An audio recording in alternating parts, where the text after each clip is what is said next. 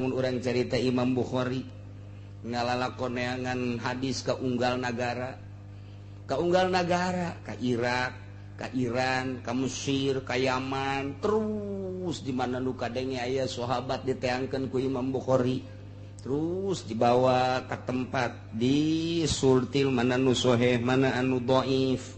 Geus beres kunyana kuari dikembangkeun sanggeus jadi Bukhari teh kabitaeun nagarana di negara Bukhari teh lantaran hurungna harusna Imam Bukhari dititah Imam Bukhari teh balik ka dieu untuk memakmurkan bangsa negara ye melantaran maneh mah urang dieu ulah cicing di Irak aya ka dieu di Irak ditarik Imam Bukhari teh ka nagrina sorangan ka nagarana sorangan ngembangkeun agama di dinya kumaha tah bentrokna jeung kiai nagara.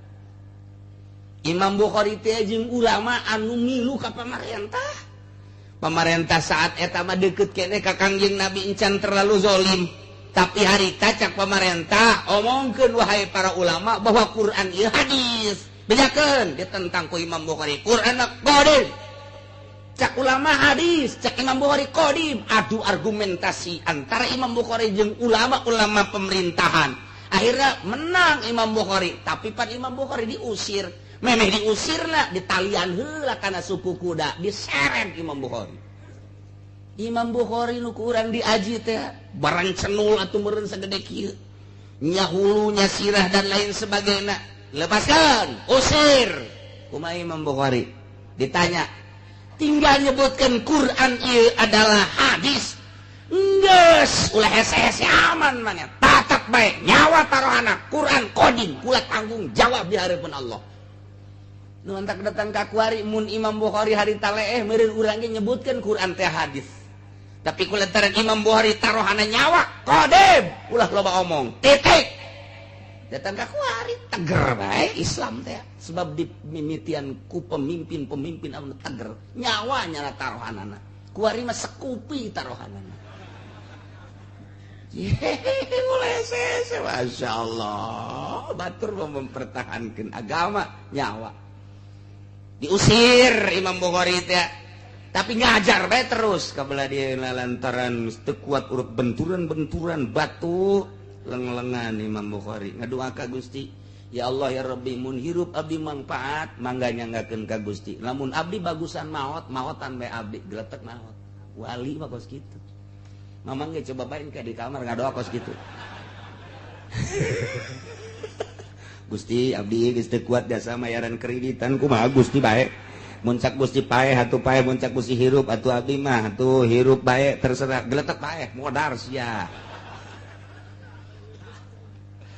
ta jasa Imam Bukhari tuh kitabna Bukhari luar biasa diaji di unggal negara eta hadis teh tafsiran Al-Qur'anul Karim nu ngarangkum hadisna diseret make kuda di penjara Imam Bukhari teh eta aduh jeung Kiai Umaro Masya Allah dibaca aku kabehan kitab sejarah Imam Bukhari teh nu matak kakarak pagedrug saeutik kuari jeung kiai-kiai pamarentah no problem can sakumaha tah mah rasakeun bae ke azabna kumaha eta setelah eta diazab kiai-kiai eta anu maduan ka Imam Bukhari teh kiai-kiai pamarentah teh kabeh 90% kiai kabeh eueuh gairah hirupna singkarana beumalata kiai zaman harita tinggal sejarahna Masya Allah nang saha eta nang Allah ulah sambarangan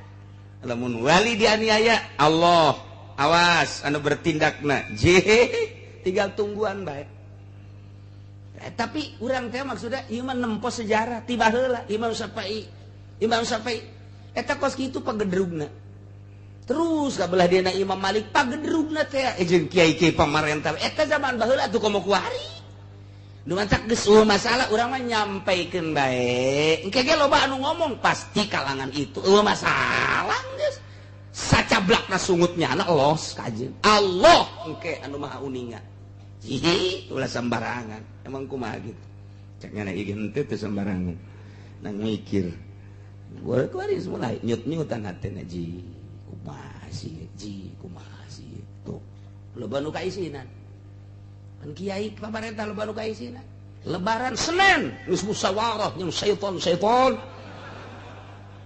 ekstrim ka kiai Senin lebaran geus bubar pamarentah ngomongkeun Minggu udah kumpulan waktu tinggal masyarakat bae tah ieu kumaha sia bae tadi mah dikoji ku aing ge milu Minggu atuh boga ukuran ieu mah lainna naon kudu boga anggeran sing hade ulah sambarangan hanya sekedar ieu naon dah di luar tuh nyaman deui sia cek di luar ya sia nu sia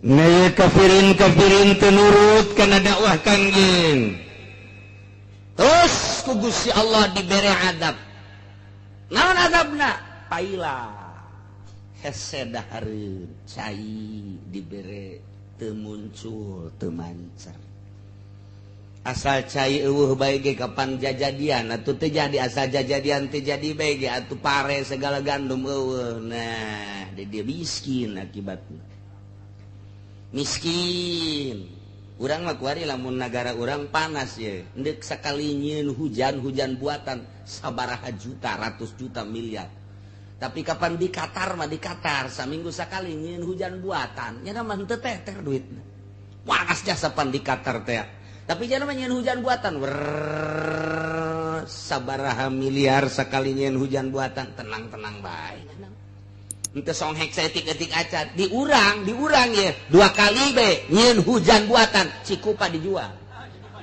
ulah sambarangan kan emang kumaha gitu matak di urang batu kos kieu mah teu bisa danana areueuh bae jang nyieun hujan buatan jang masyarakat tapi nyanana leha-leha ka ditu pan bisa leha-leha aya duit sisa cenah sisa anggaran tolol meureun masyarakat loba nu teu dahar aya sisa anggaran otak diteundeun di mana otak masyarakat loba nu miskin bantuan tanu teu boga imah aya prak aya sisa anggaran tampiling bisa ku aing sia coba endahan nyana nyetir mobil nu mewah gas dasi ka handap ngangsat masyarakat aya nu teu boga imah di Jakarta nu dihandapeun jembatan bapan eta masyarakat nyana eta bupatihnya anak pan eta teh camatnya anak atuh mantak naon panggieunkeun di imah prak aya sisa anggaran cenah mending mun leutik mah sisa anggaran teh saeueuh coba eta nu pikir deuk ngurusan masyarakat apa deuk ngurusan naon coba ya Allah ya Rabbi Gusti sesek napas cek cenah atuh kiai teh mikiran kitu ka sesek napas geus aya sesek napas aing dibikeun ka sia supaya sia nu sesekna lah tadi kumaha coba mun make otak teh sisa anggaran segala pakai hura-hura. Inna lillahi wa inna ilaihi raji'un telah berpulang ke rahmatullah orang-orang yang memakan sisa anggaran. Aduh, tapi gula lucu ya. Datanglah dulur kula di Jakarta. Nya nomor di pusat, ya nomor di pusat. Ngobrol jeung kula. Begitu ngobrol nyaritakeun sisa anggaran berapa emang sisa anggaran Tangerang sanu kukula dibejakeun oh kok kecil ya kecil itu sebetulnya sisa anggaran seharusnya sekian itu kecil termasuknya cenah kiai sial bareunana sakitu kecil keneh bae eta jadi berarti geus sarwana blon geus ya ulah ka imah aing deui geus orang sarwana itu dulur tinggal dulur orang aya sarwana mah kos kitu kecil itu sebetulnya seharusnya mau tidak segitu sebab pendapatannya segitu. Nyana nyahoeun pendapatan Tangerang teh sekian, sisa anggarannya harusnya sekian itu termasuk kecil itu nggak ada apa-apanya itu. Tangkorak sih kemarin. Kula mah pengalaman ngobrol jeung dulur kula, ulah disangka aing teu boga dulur di luhur. Boga tuh aing ge. Sakadar lebaran satahun sakali mah nya diosok nyama. Itu tenang lah. Maksudnya tenang kuda, tenang informasi ya. Aduh, lain dulur kawau bae teu boga kula mana dulur sakarola teu naon. Tong lain kawau nyasa bae eta.